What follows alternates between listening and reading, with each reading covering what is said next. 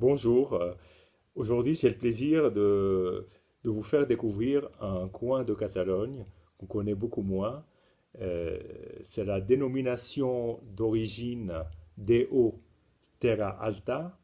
Terra Alta étant un endroit en Catalogne qui est le plus à l'ouest.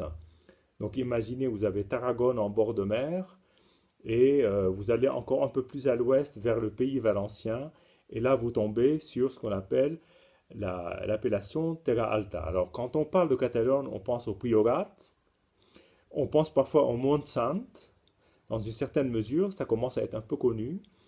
Puis il y a deux autres appellations qui s'appellent Costers del Segre et Terra Alta, qui sont tout à côté. Alors, Costers del Segre est un peu plus vers l'intérieur des terres, donc plutôt vers Lleida, mais c'est quand même le même coin. Et puis là, on a Terra Alta qui est dans la zone de Tarragone, donc on est finalement pas très loin de Priorat. Et là, on est à 30 km de la mer, dans une bodega qui s'appelle Pignol. Et là, c'est leur tout premier vin qui s'appelle Raïch Daraïm, je vous le prononce avec l'accent, en 2017. Et c'est comme c'est indiqué ici, il y a de la grenache qu'on appelle negra, c'est-à-dire le grenache noir, et du carignan. Mais il y a aussi, j'ai découvert qu'il y a de la syrah et du merlot. Quand même, la majorité, c'est du grenache.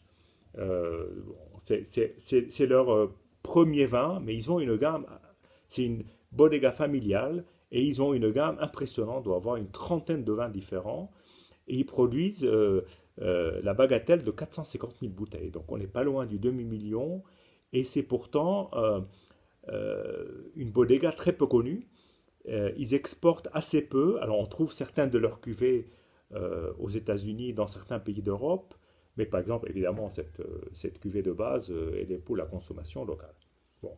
Donc on va quand même tester ce vin. Alors, ce qui est intéressant, que pour une cuvée d'entrée de gamme, on est déjà sur des vignes de 35 ans.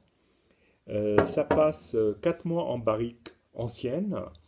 2017 a été mis sur le marché il y a quelques mois, donc je suppose qu'il y a quand même un soin à faire vieillir les vins dans la bodega. Je pense qu'ils ont quand même un fond de roulement important avec tout ce qu'ils produisent.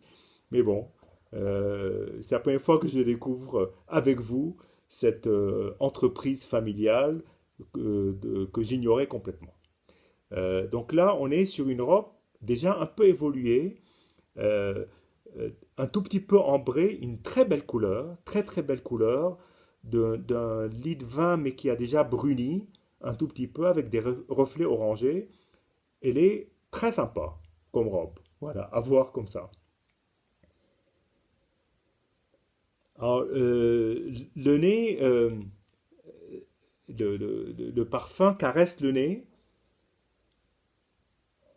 avec des effluves de fruits rouges bien présents, mais avec une très légère note mentholée et épicée qui est quand même sympa. Mais là, mais là on est vraiment sur les fruits rouges presque confiturés. Un peu d'aération. La bouteille a été ouverte il y a une douzaine d'heures, donc elle a pu s'aérer, ce qui est préférable pour ce genre de vin. À boire plutôt jeune, même si la maison dit que ce vin peut se garder 25 ans. Ça m'étonnerait, mais bon, on va voir, j'ai pas encore goûté.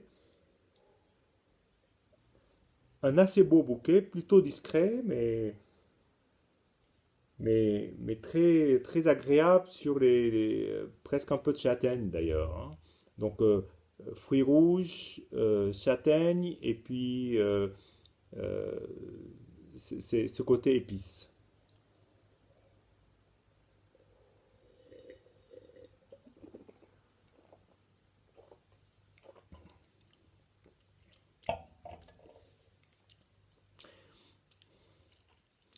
Belle attaque, très rond, très suave, euh, très fruité. Très fruité avec de la profondeur en bouche.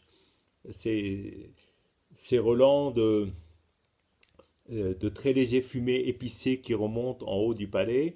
C'est c'est agréable parce que ça emplit le palais, ça emplit la bouche.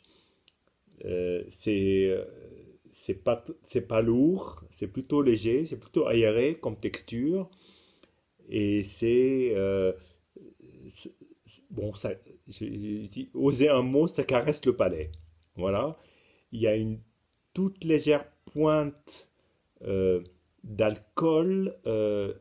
C'est pas chaud, mais c'est une espèce d'alcool un tout petit peu anisé, tout en haut.